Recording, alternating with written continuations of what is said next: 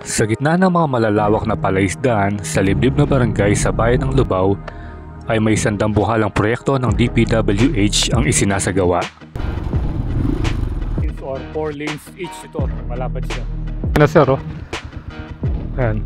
Ito ang Lubao, Guagua, Minalin, Sasmuan and Santo Tomas Bypass Road na layong pagdugtungin ang 5 coastal barangay ng Pampanga patungong MacArthur Highway to NLEX at sa kandurang bahagi naman ay papuntang Jose Abad Santos Avenue or Jasa Road. Taligo tayo ng Alikabok. Ito ay kilala rin sa pangalang Southern Pampanga Bypass Road. Ang pangunahing layunin nito ay ang maibsan ng matinding trapiko sa mga major roads kagaya ng MacArthur Highway at Jose Abad Santos Avenue at magiging madali na ang travel time papunta sa mga bayan ng Bataan at Zambales. Sinimulan taong 2018, ang proyektong ito ay nagkakahalaga ng 4.08 billion at sa kasalukuyang progreso nito, mayroon ng road opening na 2.12 kilometers sa Lubao to Guagua section at 1.67 kilometers naman para sa Santo Tomas to Minalin section. Wala pa tayong idea na yun pala yung kadugtong ng ginagawang bypass dito. 2022 pa yung bridge na to? Kaya wag na natin patagalin pa at samahan nyo kong muli sa ating road update adventure dito sa Pampanga. So, what are you waiting for? Let's get it on!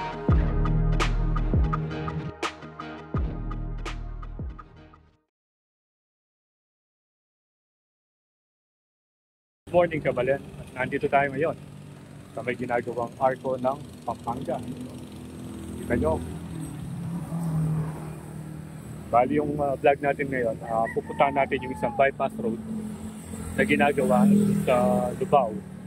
Yun yung Lubao, Guagua, Minalin, Santo Tomas bypass road. Bali papunta yun doon sa may Santa Cruz, yung may bridge. Dito tayo mag-start mag-vlog. Dito sa may Prado Bridge, kung saan ginagawa yung bagong arko ng Pampanga. So ayan yung latest update dito. So medyo matagal na rin yung arko ng Pampanga at saka luma na. Ngayon ay babaguhin na at ito yung ilalagay ngayon. At kasalukuyang ginagawa.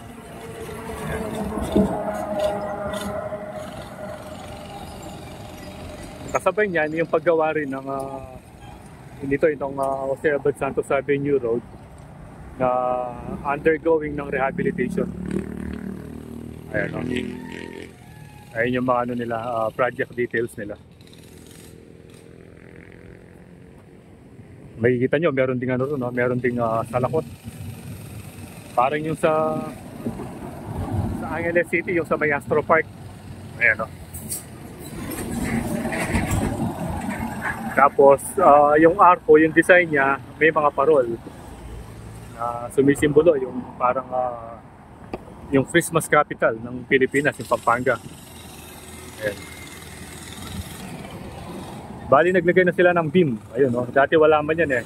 Dati yung nakalagay dyan, yung dating yung lumang arko, yung may sign na Pampanga.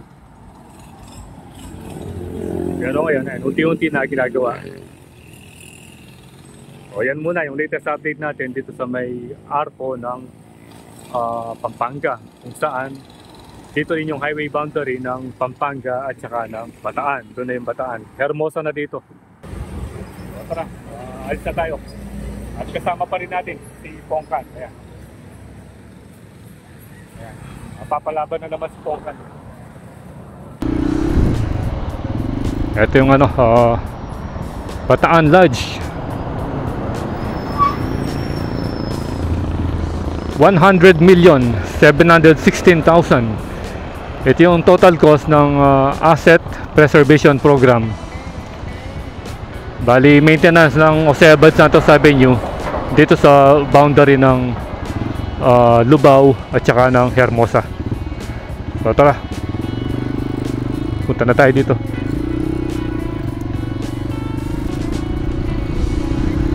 Ito yung sinasabi ko kanina, meron silang rito, parang salakot. And then ito mismo yung yung arko na lalagay doon. O mas maganda na siya, oh. Tingnan mo. Yan yun, ang ganda niya. Pinipinturan na yung mga ano, yung mga bakal. Tapos dito, nalagay na yung pinaka beam. Ayan, kung saan na ipapatong itong itong arkong bakal na to. So yan yung latest update dito sa may Lubao, Pampanga. Let's go! Ito yung pinaka bagong pasyalan dito sa may Lubao, Pampanga. Kamukha yung sa may Aquaplanet, o yung may slide. Ayan, o. Pradera Theme Parks. Ito yung bagong pasyalan ngayon dito sa may Lubao Town. Dati dyan din ginawa yung yung hot air balloon. Ayun, ang ganda na niya, oh. Uy. Yung daan dito pakaliwa, yun yung papuntang Lubao Bypass Road. Hindi natin masyadong nakita. Ayan, tanaw na natin yung tulay. Ito yung Santa Cruz Bridge. Ayan.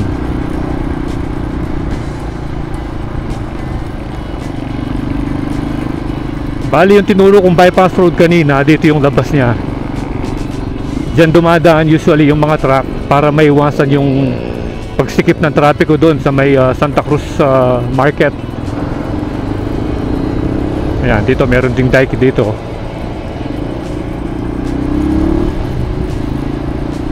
Bali yung tulay na ito, 2 lanes each siya. Meron tag-dalawang linya.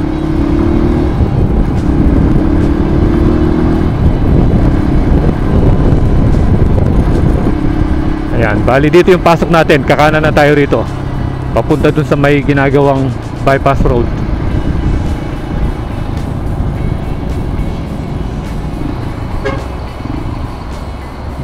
Ayan.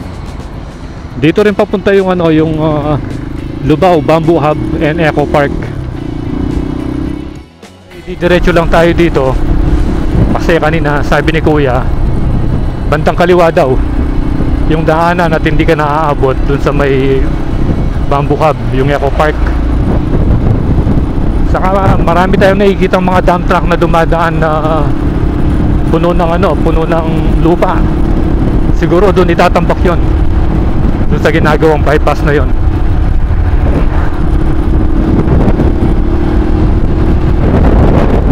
Ayan yung river, oh.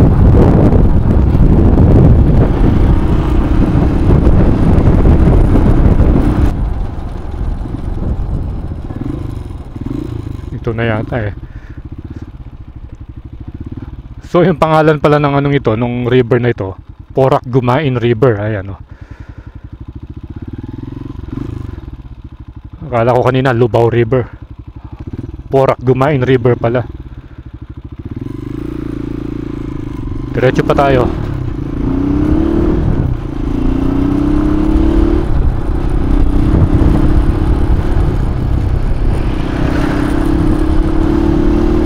Ito yung lugar na nakaka-relax na mag-ride. Tingnan mo naman yung mga yung mga puno ng kawayan. At saka ibang klaseng kawayan ito, tingnan nyo. Mapapayat lang sila tapos kulay yellow yung sanga. At saka hindi masyadong tumataas.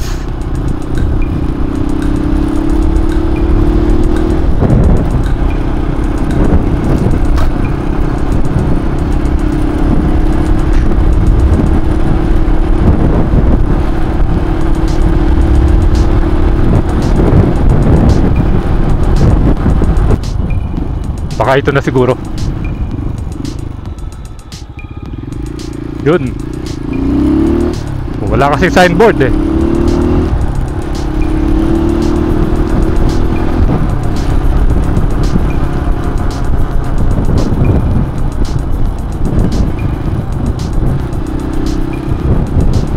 Pero parang makitid lang yung entrada niya, no? Parang yung sa may daang Patutubo.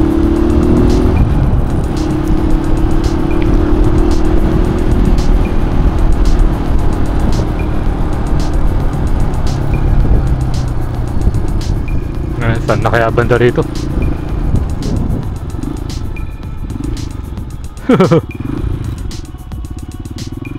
I think kanan. Tignan pa natin. Wala tayong masyadong idea eh. Ngayon pa lang tayo nakapunta rito.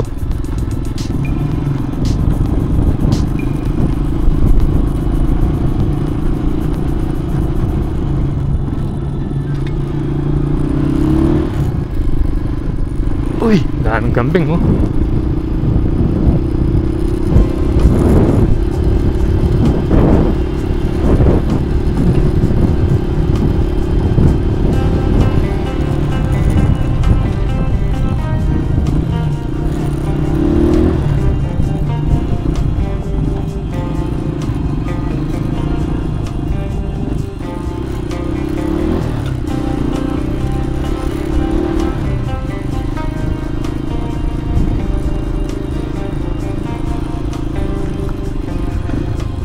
Ay, ito na nga siguro. Wala namang ibang daan eh.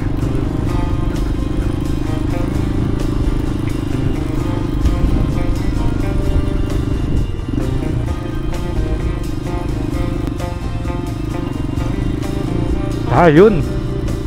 Ayun na yung tulay.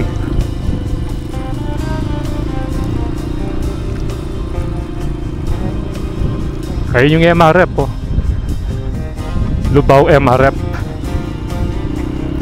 Parang may daan dito palabas doon.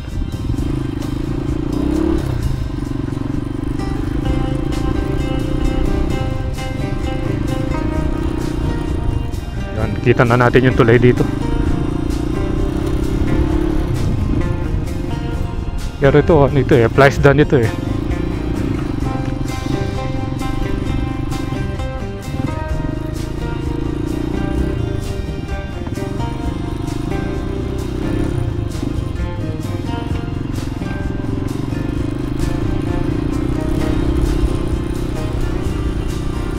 Ito pag nagawa yung kalsadang ito, magiging madali na yung mga manggagaling ng Bulacan, ganon, banda sa Apalit. Kasi yung ano nito, tagos nito doon sa may MacArthur Highway na eh.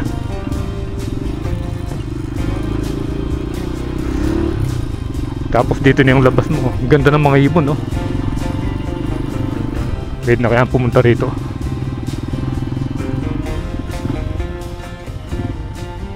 Boss, apin yung bypass road din eh. Itang bypass road apin de.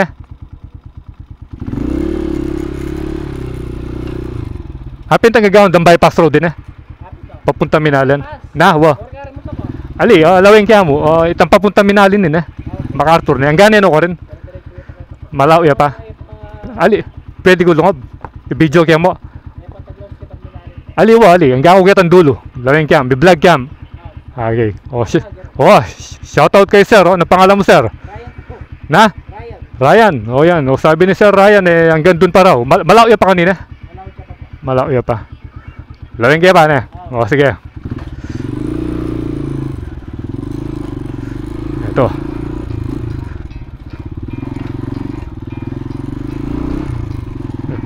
Ayan na.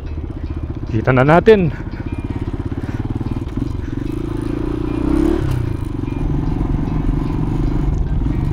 Dito yung mga truck oh. At least nagawa na yung tulay.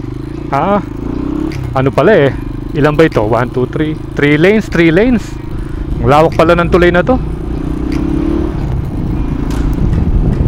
Ayan oh. Lubao, Minalin. Ano pala ito? Lubao, Guagua, Sasmuan, Santo Tomas, Minalin Bypass Road. Saan ba yung daan dito? Sa taas o sa baba?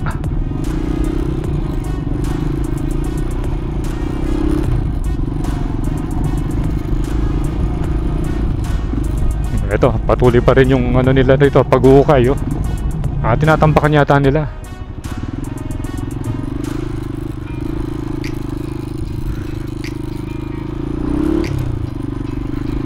Yan, tingnan pa natin banda ron. natin yung dulo.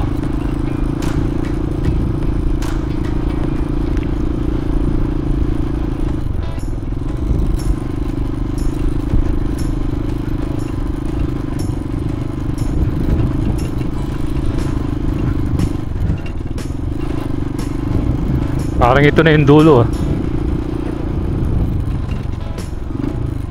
Or yung daan sa pababa banda ron, dun sa may ilog.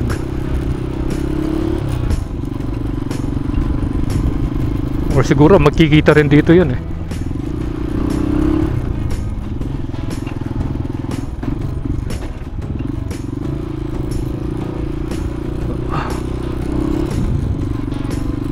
Oo, magkikita rin. Ayan, oh. Ang laki ng bahay dun, no?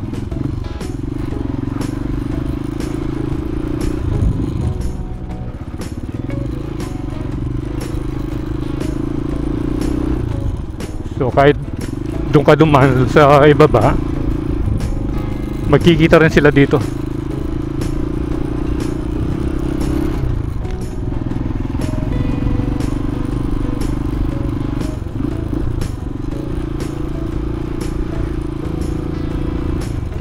Ayan, ito pala yung bypass road.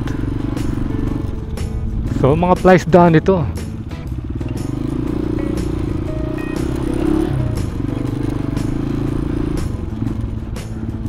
Ayan. Bali puro place daan pala yung mga madadaanan mo rito pag natapos na yung bypass road na to. Daming ibon, no?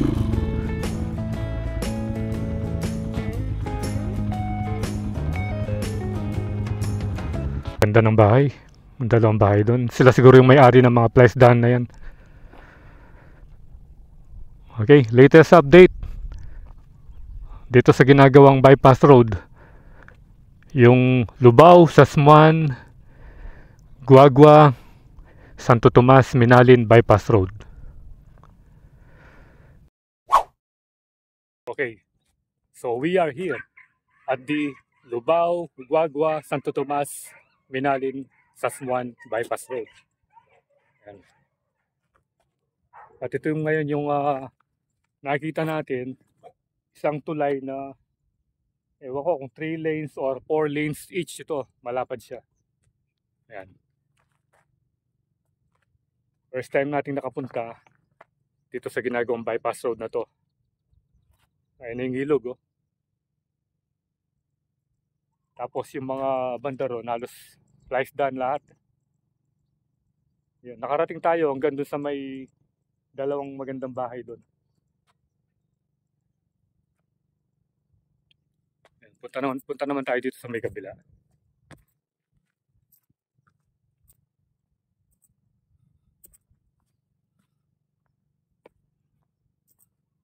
Ayan. Doon may ginagawa sila ron, parang nagtatambak yata. Ito yung itsura nung sa kabila ito. Yung nakikita nyo yun, yung punta natin kanina, yun yung Lubao MRF. Tapos yung tapat nun, yung Lubao Bamboo Eco Park. Ayun, oh. Parang ano yun eh. Parang barena ba yun? Drill ba yun? Yun yung machine na ginagamit nila. Bali yung kadugtong nito, yung sa may MacArthur Highway. So mamaya, kung may time pa, pupuntaan natin yung kadugtong nito. Kasi one time nakadaan na tayo ron, pero wala pa tayong idea na yun pala yung kadugtong ng ginagawang bypass dito. Ito kasi lalabas na ng Jasa Road. Kasi yung sa Jasa Road, congested na yun eh, especially during rush hour. Yun kasi yung pinaka main road kung pupunta ka ng Bataan at saka Zambales. So ito, pag nagawa ito, may ibsan na yung trapiko na magmumula doon sa MacArthur Highway, especially dito sa may San Fernando area na sobrang traffic. So ito yung naabangan natin project dito sa Pampanga Road Updates. So mag-drone shot muna tayo para makita natin yung kabuuan.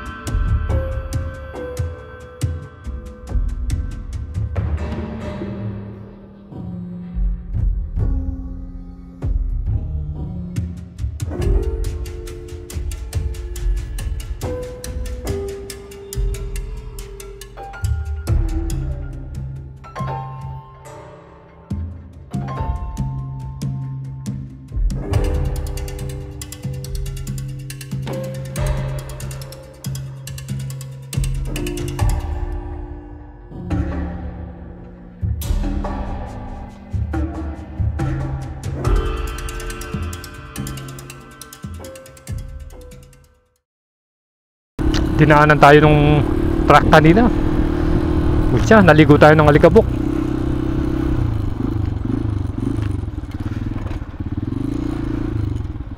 Yan, paalis na tayo. Dito yung mga heavy equipment nila, oh. Saan na kaya si kuya rito?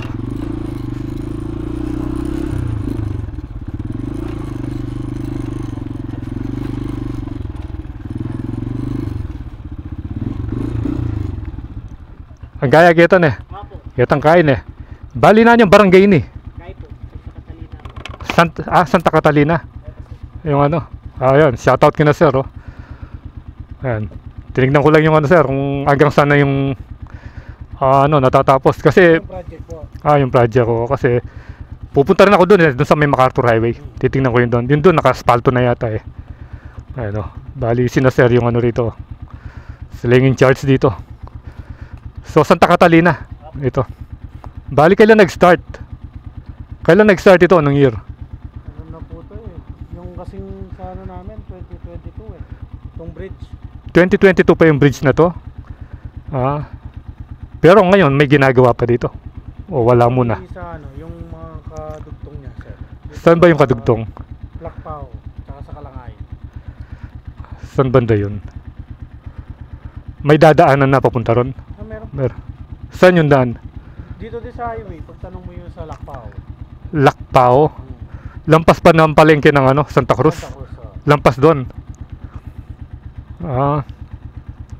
Minsan tignan ko yun. May sticker dito eh. O sir, para mapanood nyo.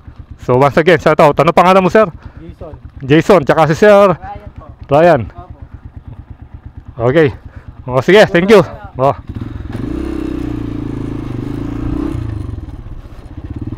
Later. Phone shot na tayo at nakita na natin yung kabuuan. Ang ganda pala pag nasa taas. Nakikita mo yung mga fireflies daan dito. So I think dito ko natatapusin yung vlog natin tungkol sa unang pagbisita natin dito sa ginagawang bypass road sa Lubao, Guagua, Sasmuan, Minalin, Santo Tomas bypass road. So abangan ninyo yung susunod nating update dito. Pagbalik natin maybe a month or two para makita natin yung progress. So ride safe always, Kabalen. See you when I see you, and Koy Landas is signing out.